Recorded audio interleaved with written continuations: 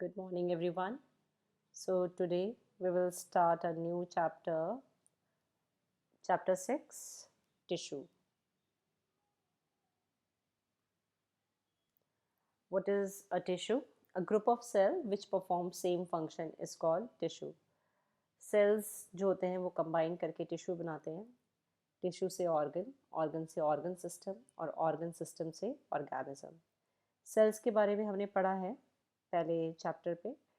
Tissues हम यहाँ पढ़ेंगे और ऑर्गन क्या है वो आपको, जैसे आपके इंटरनल और एक्सटर्नल ऑर्गन होते हैं. ऑर्गन सिस्टम जब कई सारे ऑर्गन कंबाइन करते हैं तो वो ऑर्गन सिस्टम को बना देते हैं. जैसे कि रेस्पिरेटरी सिस्टम, डाइजेस्टिव सिस्टम, ये सारे ऑर्गन सिस्टम हैं आपकी बॉडी में. और organism is a like human being is an organism. So let's start this chapter. Tissue start करने से पहले आपको एक चीज़ बताना चाहेंगे कि प्लांट टिश्यू और एनिमल टिश्यू जो होते हैं वो दोनों ही अपने आप में काफ़ी डिफ़र होते हैं. क्योंकि प्लांट, जैसा कि आप जानते हैं कि प्लांट एक जगह पे फिक्स्ड रहते हैं तो उनकी रिक्वायरमेंट्स हमारी रिक्वायरमेंट से काफ़ी डिफरेंट होंगी. उनका ऑर्गेनाइजेशन काफ़ी सिंपल होता है, जबकि एनिमल में जो ऑर्गेनाइजेशन है वो काफ़ी कॉम्प्लेक्स है. यहाँ पर प्लांट टिश्यू में कई डेड टिश्यूज़ भी होते हैं क्योंकि वो हमें स्ट्रेंथ प्रोवाइड करता है प्लांट को. जैसे एक कॉर्क है, जो कि कॉर्क क्या होता है, जो कि बाहर प्रेजेंट होता है प्लांट में. वो जैसे आपका बार्क ऑफ ट्री है, ये सारी चीज़ें प्लांट को एक स्ट्रेंथ प्रोवाइड करने के लिए रहते हैं, तो इसलिए ये डेड भी होते हैं इसमें कई टिश्यूज़. जबकि आपके एनिमल में most of the tissues are living. And plant में growth is confined to certain areas, मतलब जैसे स्टेम ग्रो कर रही है, रूट ग्रो कर रही है. बट यहाँ पर एनिमल की बॉडी में growth is not confined to limited areas. ऐसा नहीं है कि आपका हेड ग्रो कर रहा है और आपका लेग ग्रो नहीं करेगा या हैंड ग्रो नहीं करेगा. No, there is a uniformity in growth. Animals की ग्रोथ में एक यूनिफॉर्मिटी होती है. Like at a certain age, according to your height, each and every organ of your body will grow, and that too with a uniform rate. Now in the plant tissue, आपकी energy requirement कम है, जैसे मैंने बताया, because the plants are always fix to a particular place. और animal की जो requirement है एनर्जी की वो हमेशा ज़्यादा होगी. प्लांट कंटिन्यूसली ग्रो करते हैं through out the life. And animal एक सर्टेन एज के बाद ग्रोथ जो होती है वो उनमें रुक जाती है. So we will start the chapter first with the plant tissue. इस चैप्टर में हम प्लांट और एनिमल दोनों टिश्यूज़ के बारे में ही पढ़ेंगे. यहाँ पर हम सबसे पहले प्लांट टिश्यूज़ के बारे में पढ़ेंगे कि प्लांट टिश्यूज़ जो हैं वो आपके मेनली मेरिस्मेटिक टिश्यू और परमानेंट टिश्यू दो चीज़ों में क्लासीफाई किए हैं. मेरिस्मेटिक टिश्यू में आपका apical meristem, lateral meristem and intercalary meristem. Then permanent में इट कैन बी सिंपल और it can be complex. Simple permanent में आपके parenchyma, collenchyma and sclerenchyma, these are the types. And complex tissue, complex permanent tissue में आपके xylem और phloem, ये आपके दो मेन पार्ट हैं. जो कि जाइलम में अगेन आपके tracheid, vessel, xylem parenchyma and xylem fibres are there.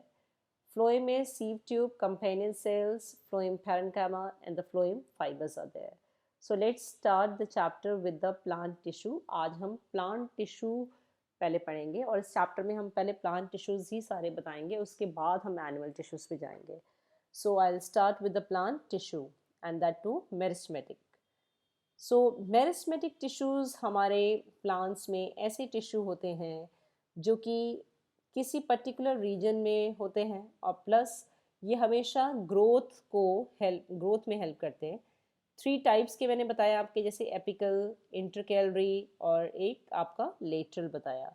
So meristematic tissue is, it may be defined as a group और collection of living cells which are located at specific location and divide continuously to add new cells to the plant body.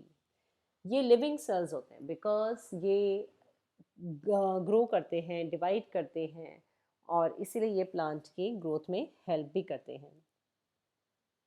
What are the characteristics of the meristematic tissue?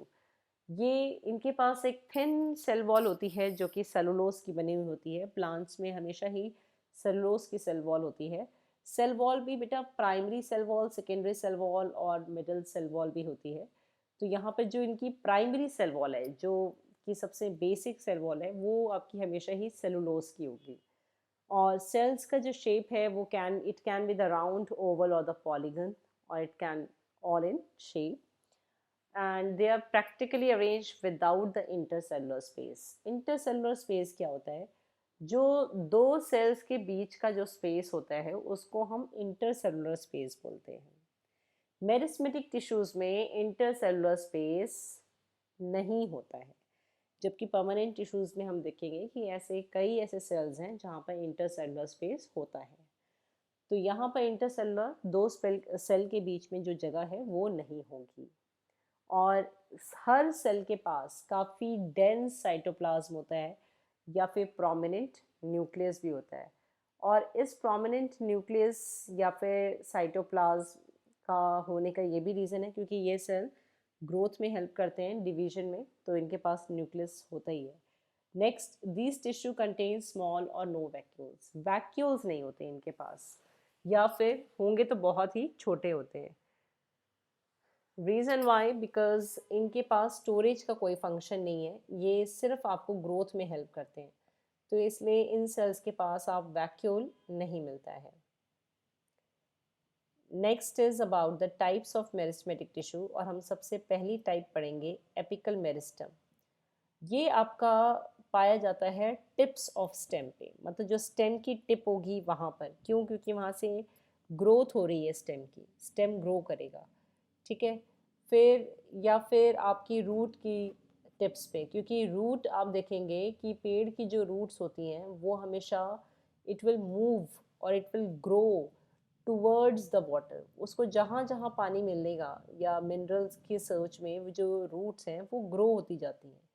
So that's why. सो ये आपको कहाँ मिलते हैं apical meristematic tissue? आपकी या तो tips पे मिलते हैं स्टेम के या फिर रूट के। तो ये प्लांट की ग्रोथ को इंक्रीज करने में हेल्प करते हैं। It increase the length of the stem and the root, ये इसका मेन फंक्शन है। Root apical meristem as well as the shoot apical meristem. Next is a lateral meristem, जो कि आपके प्रेजेंट होते हैं at the side of the stem and the root.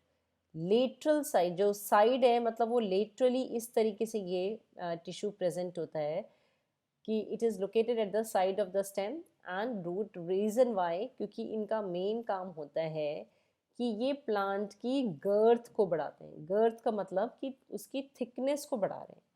जैसे जो प्लांट का, जो ट्री का, जो आपका थोड़े दिनों बाद एक जो तना जिसको आप बोलते हैं, तो वो उसकी थिकनेस को बढ़ाने का जो मेन काम है वो लेटरल मेरिस्टम करता है। और इसलिए ये आपके side of stem and roots पे प्रेजेंट होता है। टू टाइप्स का मेनली बोलते हैं हम, कोक cambium and the vascular cambium. These are the two types for the lateral meristematic tissue.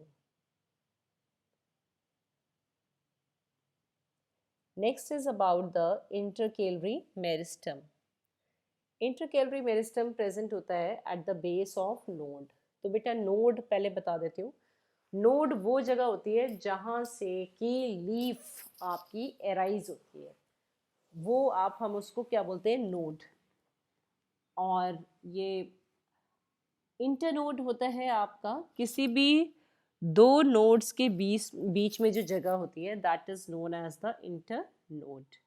So node is a place जहाँ से आपकी लीफ एराइज होगी, that is your node. And internode will be the place from where the place between the two nodes, that is the internode. अब ये हमें क्या help करते हैं? It help in the growth of leaves as well as the internode. Growth of leaves मतलब because आपकी जितनी भी लीव हैं वो आपकी शुरू ही नोड से होती हैं। तो अगर ये रीजन, अगर आपका इंटरकैलरी मेरिस्टम अगर आपका होता है, तो वो आपको उस रीजन को, उस लीव की ग्रोथ में हेल्प करता है। प्लस दो नोड के बीच में जो जगह होती है उसको इंक्रीज कर सकता है, ये उसको भी बढ़ाने में हेल्प करता है। So this is how we study about the intercalary meristem also. तो बेटा इसमें हमने तीन तरह के मेरिस्टेमेटिक टिश्यूज पढ़े, apical meristem, lateral meristem and इंटरकेलरी.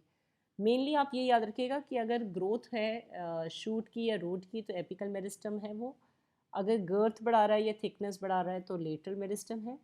अगर ग्रोथ ऑफ लीव्स है या नोड इंटरनोड की जगह को बढ़ा रहा है तो वो इंटरकेलरी मेरिस्टम है. So in the next slide we will study about the permanent tissue of the plants. Thank you students.